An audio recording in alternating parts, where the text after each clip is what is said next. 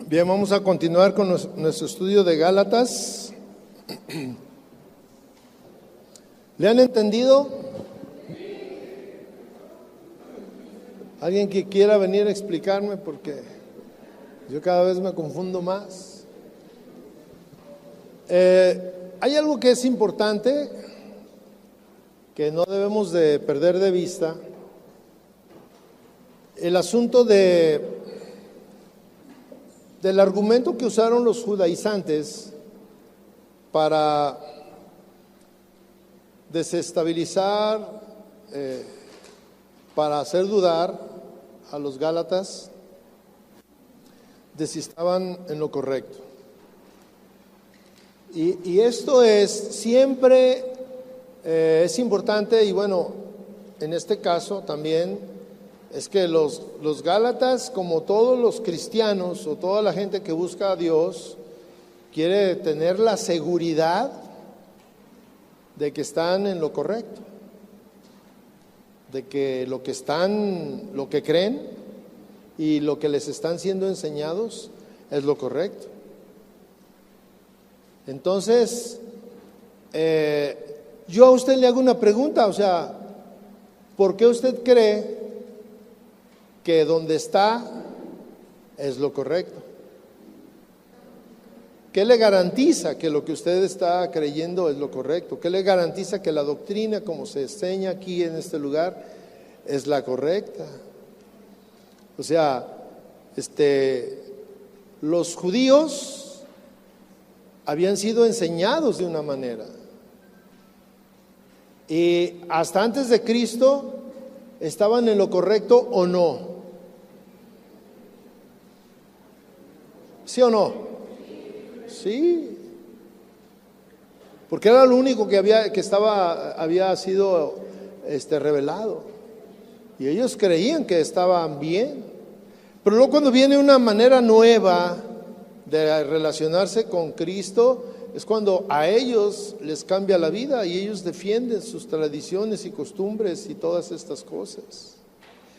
Y los gálatas, que pues no creían en nada o creían en cosas que no tenían nada que ver y que fueron enseñados, pues estaban en un dilema y decir, ¿será cierto lo que nos enseña Pablo o será cierto lo que nos enseñan los judaizantes, que eran judíos? Y decían, ¿quién tiene la verdad absoluta? ¿Quién tiene la verdad? O sea, no me estaré equivocando. Entonces, Pablo está mostrando argumentos por los cuales, mire, los judíos decían, no, es que la bendición viene de Abraham, ¿sí? Nosotros sí somos, o sea, ellos dicen, tenemos una línea, y esta línea, nos marca lo que tenemos que hacer, y en ella incluían posteriormente la ley y lo que marcaba la ley y algunos ritos. Y Pablo, para incluir a los gentiles y a los gálatas, dice, no, pero es que la salvación es por fe, es por gracia. Entonces, la pregunta es, ¿los dos tenían razón en su fundamento o no? Sí, tenían razón. Los judíos tenían razón. Lo que a ellos les habían enseñado estaba correcto. Pero lo que ahora estaba vigente era lo que Pablo les estaba enseñando. Entonces aquí tengo que cambiar esta manera de pensar e irme a esta otra y aceptar a los gálatas y a todos que son hijos de Dios y que tienen el mismo derecho, sin tener que observar los ritos que la ley les estaba imponiendo o les había impuesto en el pasado a los judíos. Entonces, el versículo 25 del capítulo 3 dice así: pero venida la fe, ya no estamos bajo ayo, Pues todos sois hijos de Dios por la fe en Cristo Jesús, porque todos los que habéis sido bautizados en Cristo, de Cristo estáis revestidos. Ya no hay judío ni griego, no hay esclavo ni libre, no hay varón ni mujer, porque todos vosotros sois uno en Cristo Jesús. Y si vosotros sois de Cristo, ciertamente el linaje de Abraham sois y herederos según la promesa. Mire, aquí la cuestión es que están discutiendo un asunto que a lo mejor no era tan trascendental, pero que sí era importante, porque los dos están hablando de algo espiritual.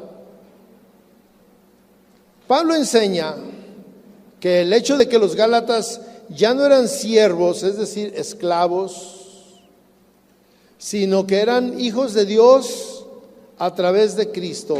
Ese hecho, por medio de Cristo, a todos los habitantes, a todas las naciones, los hace hijos de Dios.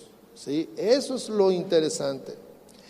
En esta explicación, Pablo habla que desaparecen las distinciones terrenales, las distinciones que frustran, las distinciones que traen divisiones, las distinciones que traen pues encono, luchas.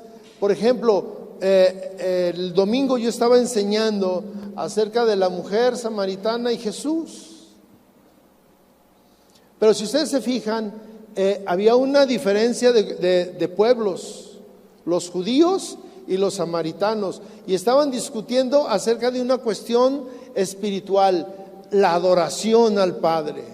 Y decía la samaritana: nuestros padres nos enseñaron que en ese monte. Y el Señor enseña y dice, y bueno, sigue diciendo ella, y los judíos dicen que en Jerusalén, ahí es donde se debe de adorar. El asunto, si ustedes se fijan, no debería de tener tanta trascendencia, porque pues en uno y en otro lado es adoración, ¿o no? Pero había cuestiones tradicionalistas que dividían a las naciones, y eran pueblos vecinos que creían en el mismo Dios a su manera, con sus costumbres. Y aquí es algo que está muy fresco. Los Gálatas, atención, pregunta: ¿los Gálatas eran herederos de la promesa de Dios, sí o no? O sea, aquí Pablo ya les había enseñado que ellos eran herederos de la promesa de Dios, ¿sí o no? Pero ellos no eran judíos. ¿Cómo es eso? ¿Era para todos? ¿Por qué dijeron allí?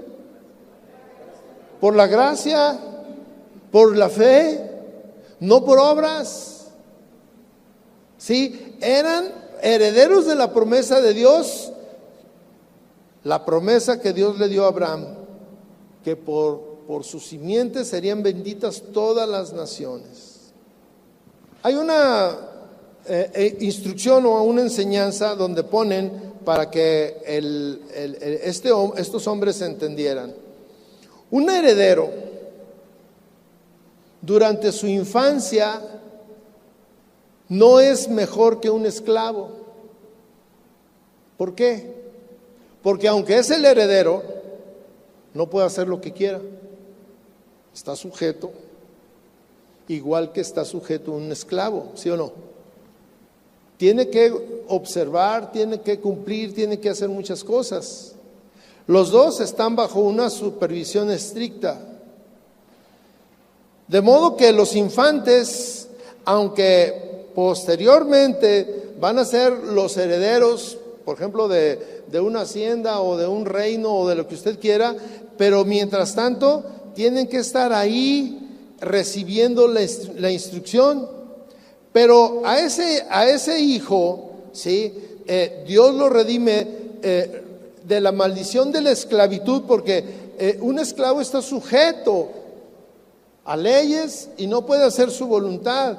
Pero Cristo viene y redime al esclavo de esa maldición, a fin de que por la adopción, ellos reciban el Espíritu Santo. Ahora, el término del Espíritu Santo, la relación del Espíritu Santo es nueva en ese tiempo. ¿Cuántos sabían acerca del Espíritu Santo en ese tiempo? Pues muy pocos, como hoy en día también muy pocos.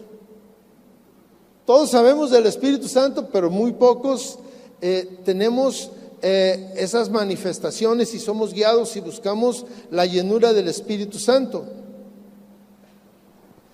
Y el Espíritu Santo viene a todos los corazones de todos los creyentes, de todos los que entregan su vida a Cristo y son herederos de las mismas promesas de Cristo.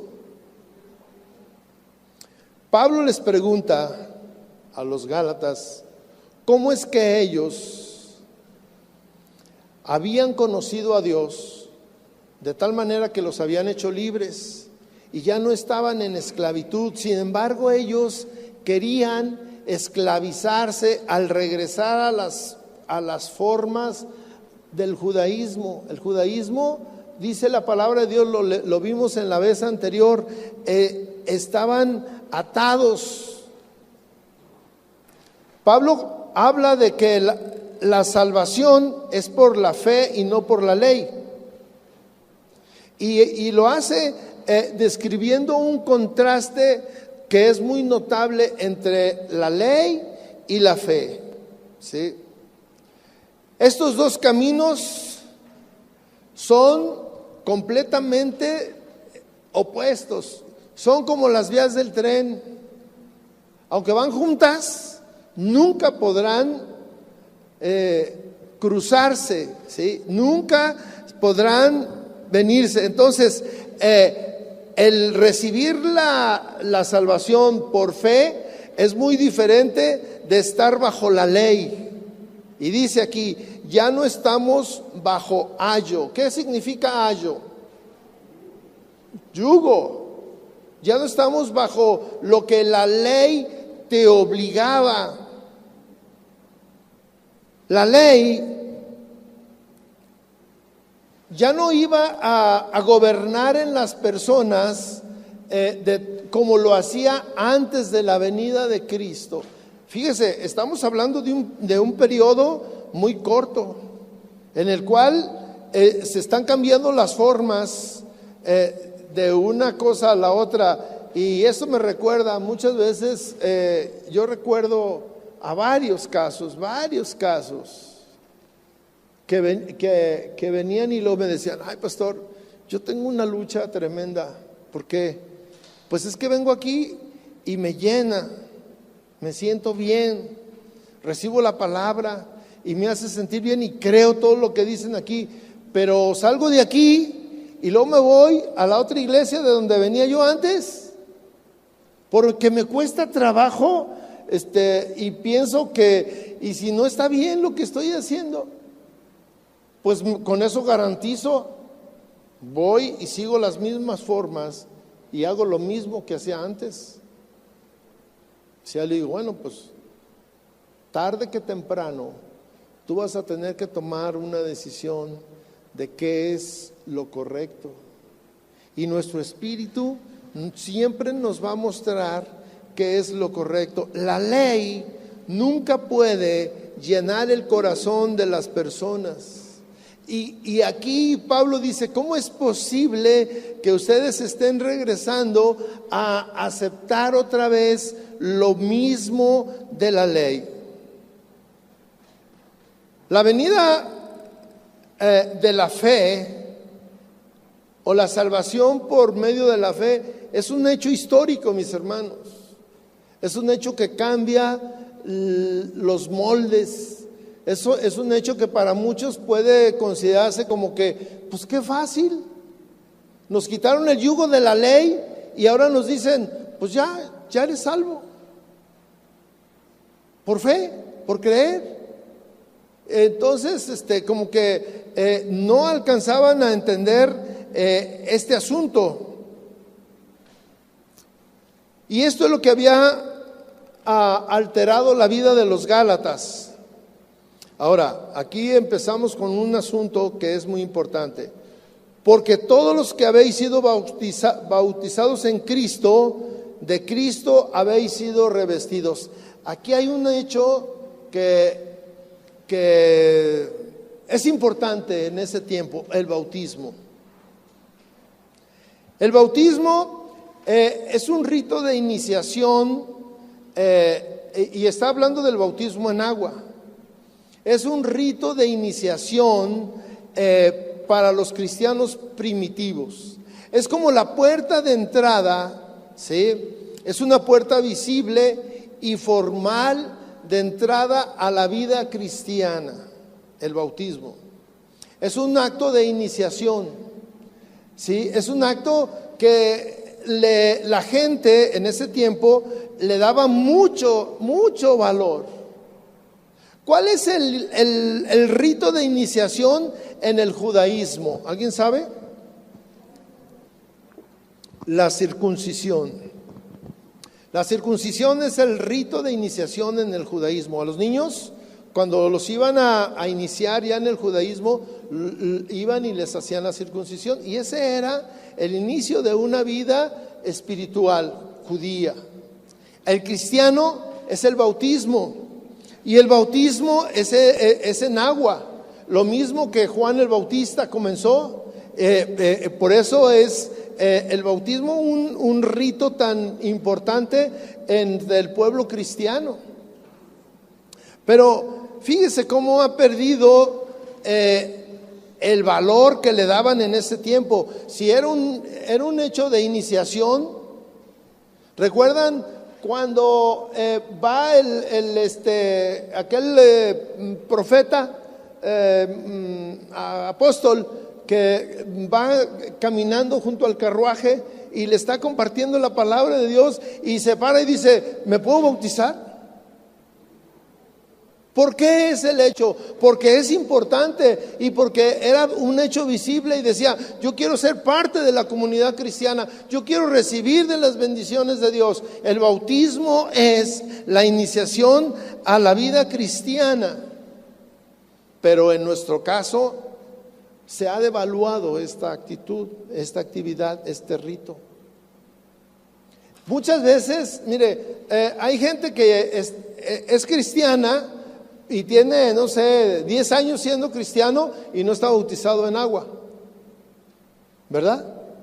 Se fijan cómo al mismo tiempo lo que Pablo enseña, que deben de ser fundamentos importantes en la vida de un cristiano, ya muchos lo devalúan y no le toman el verdadero valor a los actos. Por ejemplo, hay quien bautiza a sus niños siendo bebés que ni saben. Completamente devaluado. Hay otros que se bautizan después de 15 años de ser cristianos y ya hasta son pastores. Y se andan bautizando, ¿verdad? Esa es exageración mía, ¿verdad? Pero ya tienen mucho tiempo y no le han dado una importancia que Juan el Bautista le dio, que Cristo le dio. Un acto de iniciación, de entrada al cristianismo. Y en ese tiempo era importante y todos se querían bautizar. Es un rito que nos sugiere una fuerza importante pensando en lo que significa la inmersión en agua. ¿Qué significa cuando una persona desciende al agua y sale? Se fijan que tiene un valor, o sea, cuando nosotros lo estamos viendo, realmente tiene un valor importante. A mí me ha tocado bautizar a muchas personas y cuando salen, así como que lloran algunos, porque es algo importante. Pero cuando le dan el verdadero sentido a este acto primitivo de iniciación en el cristianismo, yo les pregunto, hoy en nuestros días, ¿cuál es un acto importante de iniciación en el cristianismo? ¿Ustedes lo pueden identificar? Hoy en día, en las iglesias, en cualquier iglesia, aún en esta, ¿cuál es un acto importante de iniciación en el cristianismo? La sangre, la oración, el arrepentimiento. Estoy hablando de un acto de iniciación. La sangre, bueno, la sangre cubre los pecados y todo, es parte de, pero no. Yo estoy hablando de un acto de iniciación en el cristianismo. ¿Creer es un acto de iniciación? ¿Cuál es? ¿Oír? ¿Oír es un acto de iniciación? ¿Cómo? ¿La palabra de aceptar a Cristo? ¿Cómo? Acá dice, sigue siendo el bautismo, pero por ejemplo, hoy traemos a alguien nuevo a la iglesia. ¿Cuál es? Y él dice, yo quiero ser cristiano. ¿Cuál es el acto de iniciación para esa persona? ¿Tú qué le dirías? Dando ejemplo. Fíjense, realmente mis hermanos, realmente no hay un acto claro de iniciación en el cristianismo, ni aún en esta iglesia. Tienes que convertirte primero, sí, pero fíjense, el ejemplo que yo les digo, va el hombre, ¿se recuerdan cómo se llamaba este señor? El que iba en el carruaje, un eunuco. ¿Y quién es el otro? Felipe. ¿Quién predicaba? Felipe. ¿Y qué dice el eunuco? Cuando escucha, cuando le comparten la palabra de Dios, cuando está el momento y que dice, yo quiero aceptar a Cristo, ¿qué dice? Pero miren, para ellos era muy claro que tenía que bautizarse, que era el rito de iniciación. Ellos no tenían duda, o sea, no, Felipe no le dijo, oye, pero es que mira, tienes que esperarte a que anuncien que va a haber bautizos y que vamos a ir al agua caliente y dentro de 2 meses. Nosotros lo hacemos periódicamente, obviamente que hay situaciones así, pero como no es algo obligatorio, como es algo que se ha diluido, pero yo le digo, en aquel tiempo Juan el Bautista salía al camino y ¿qué hacía? Bautizaba. Y qué importante era el que descendiera al agua y saliera. Públicamente, él estaba haciendo un compromiso, voy a cambiar de vida. Mi vida va a ser diferente porque Cristo está en mi corazón. O sea, era algo muy importante. El bautismo en ese tiempo era requerido para los cristianos como un testimonio de la fe que tenían en Cristo Jesús, que la fe que tenían que Cristo Jesús iba a cambiar su vida. Tenía el mismo poder y efecto que para los judíos era la circuncisión, era lo mismo, tenía el mismo valor. Cuando alguien se bautizaba, podía ser considerado miembro de la iglesia.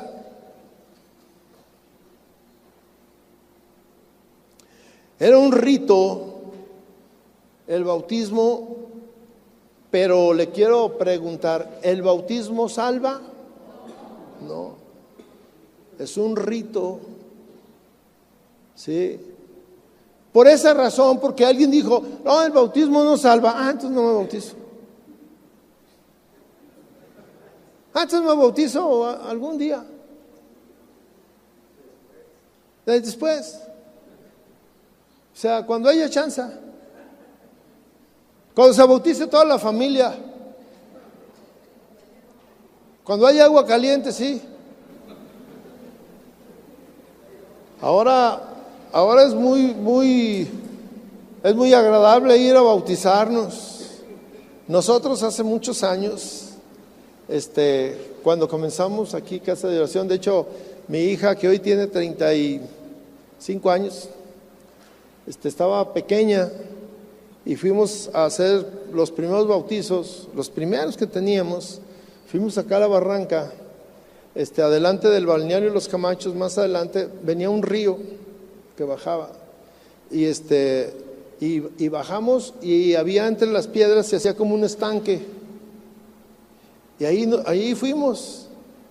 Y pues, ¿quién va a bautizar? Y luego, pues, que Chuy Olivares, a fuerzas, ¿verdad? Era el pastor.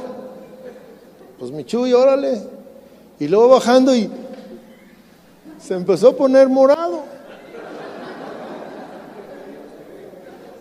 Y luego el Toño Ortiz, ahí va.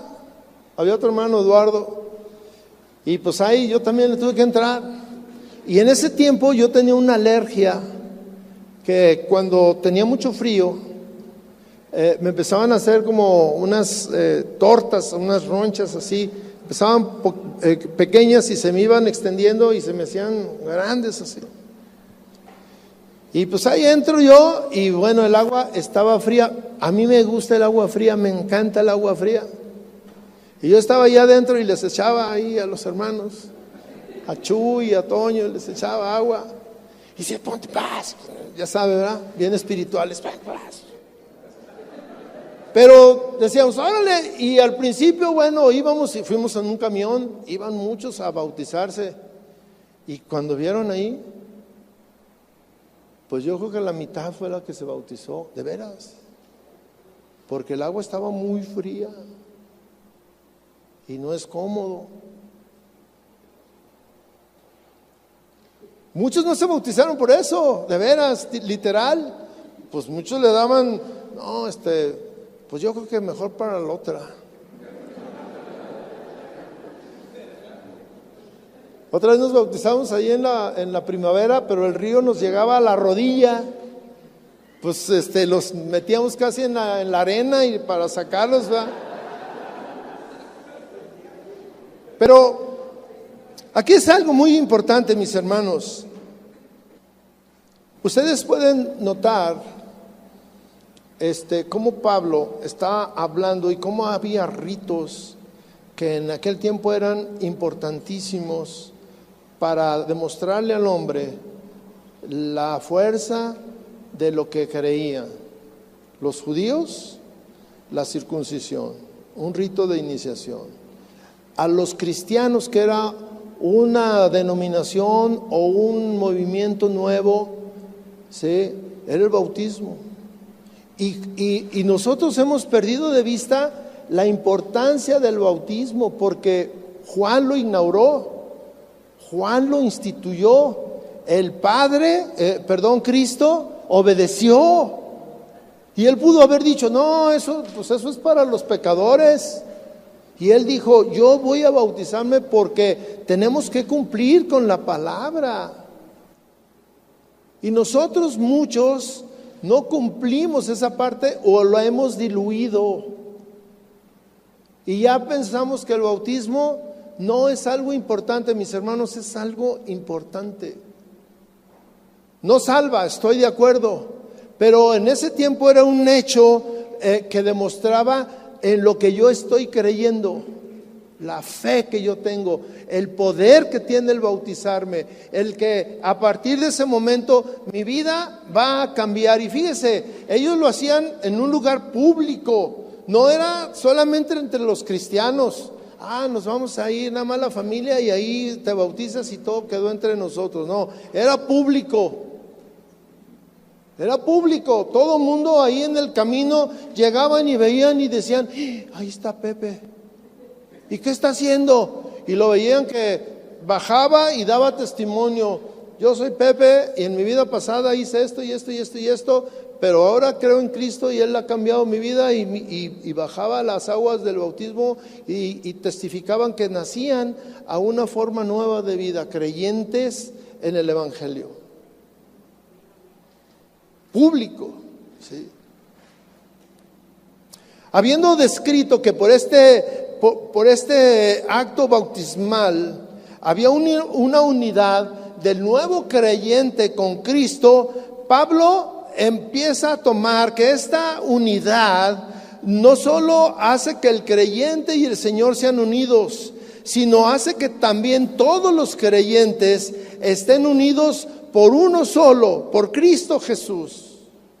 Cristo Jesús es el que une a todos y dice, ya no hay judío, en Cristo, estamos hablando en Cristo, cuando hay esa unidad, dice, ya no hay judío, ya no hay griego, no hay esclavo, no hay libre, no hay varón, no hay mujer, porque todos vosotros sois uno en Cristo Jesús. Mis hermanos, en ese tiempo, las cuestiones raciales y espirituales eran muy marcadas. Había una diferencia o había se marcaban los límites entre los esclavos y los libres. Se marcaban las diferencias entre los hombres y las mujeres. El hombre valía más, la mujer no valía. El judío tenía una posición diferente del griego. Obviamente el libre tenía una posición de privilegio en relación al esclavo. Y Pablo hace un énfasis en que en el momento en que los creyentes están unidos en Cristo Jesús, ya no hay esas distinciones. Ya no hay una distinción entre las razas y la sociedad. Obviamente estamos hablando de un significado espiritual, porque las diferencias siguieron marcadas en ese tiempo. En el asunto más allá de lo espiritual, en el asunto legal, en el asunto real, en el asunto de vida, el esclavo seguía siendo esclavo y el amo seguía siendo amo o libre. Y la mujer seguía siendo mujer y no valía. Pero en Cristo Jesús todas estas diferencias se acaban, porque hay una cuestión de compañerismo en el cuerpo de Cristo. Y esta es la visión de Cristo. Y esta es una visión que tenía Cristo en ese tiempo, y por esa razón Él estaba abogando que cuando tú eres cristiano, entras a una situación donde tienes que aceptar a los demás que son tus hermanos y son iguales que tú. Y esa es una lucha hasta nuestros días, mis hermanos. Cristo mismo o Pablo les dice, no hagan acepción de personas en la iglesia. Es una lucha que es marcada, mis hermanos. Yo recuerdo cuando iba a la iglesia y del lado derecho se sentaban los hombres, ¿sí? ¿Era del lado derecho? Del lado izquierdo, ¿quién? Los hombres, ¿verdad? Y del lado derecho, las mujeres. Yo recuerdo que iba a la iglesia y pues cada quien se iba a su lugar. En la iglesia, cuando dice la palabra de Dios que todos somos libres y somos unos y Cristo nos hizo unos. Y Dios, Cristo, estuvo luchando con eso. Y era una visión que él tenía desde ese tiempo. Y Pablo lo está diciendo ahora en la sociedad judía. El judío era libre y el hombre, todos eran superiores en la sociedad judía. Y el gentil,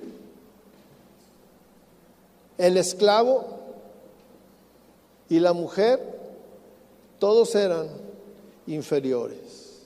Entonces, Pablo le está diciendo a los Gálatas, ustedes son gentiles.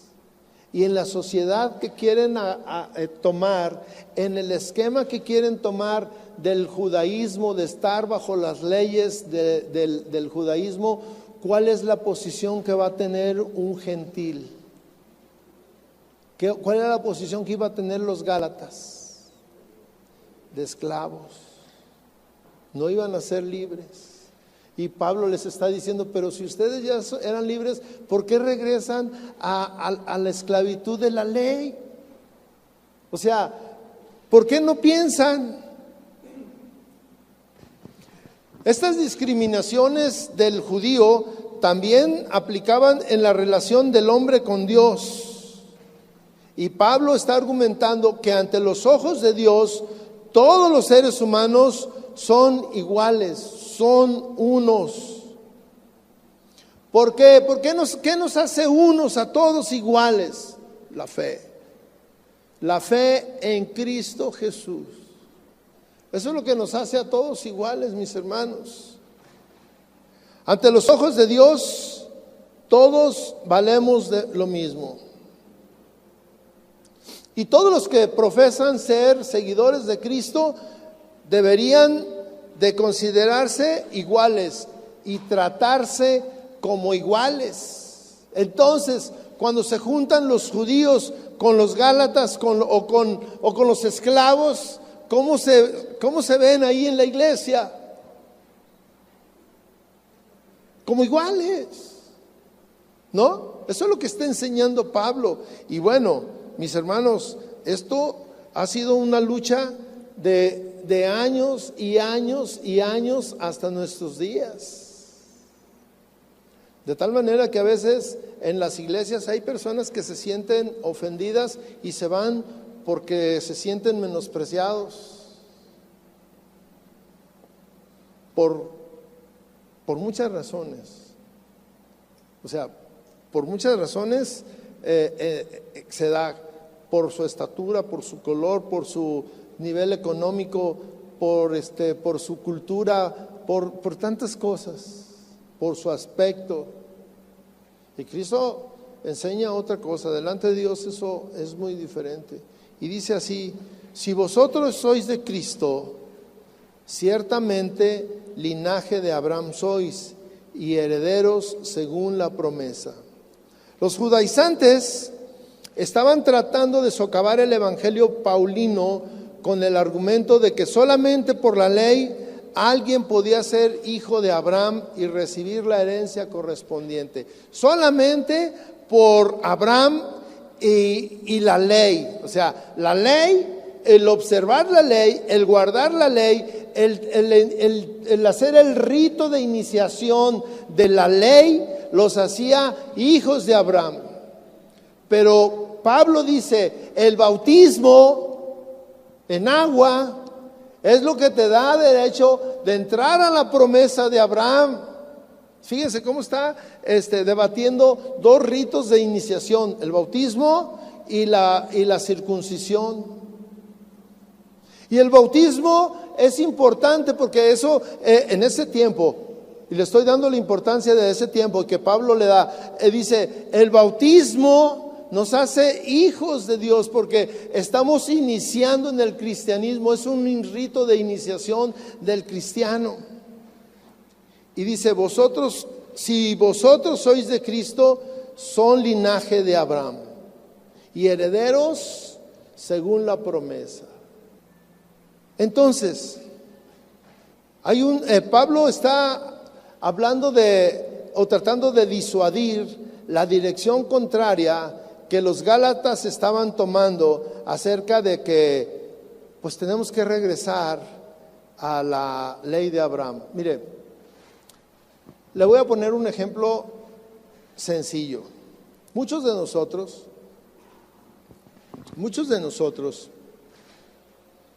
venimos de una iglesia donde había estas diferencias, se daban estas diferencias.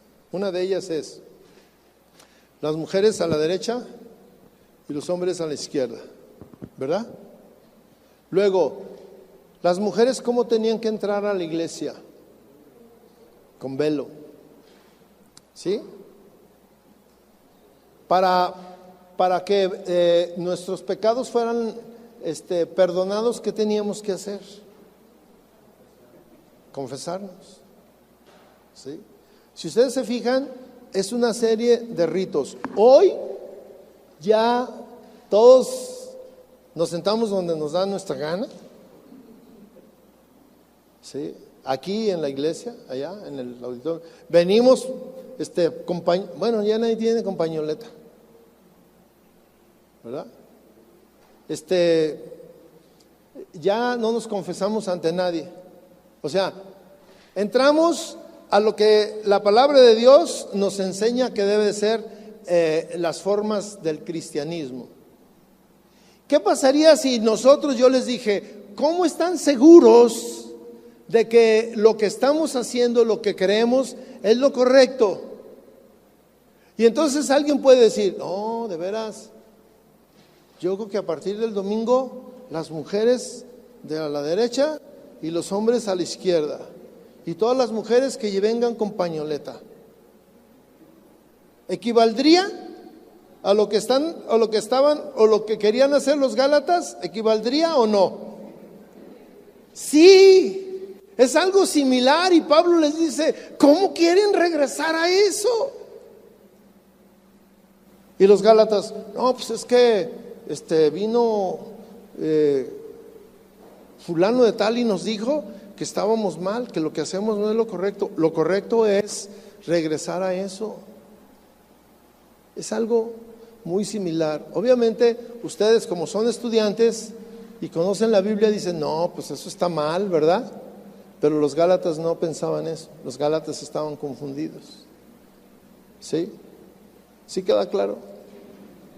Muy bien. Hasta aquí vamos a dejar. Gracias.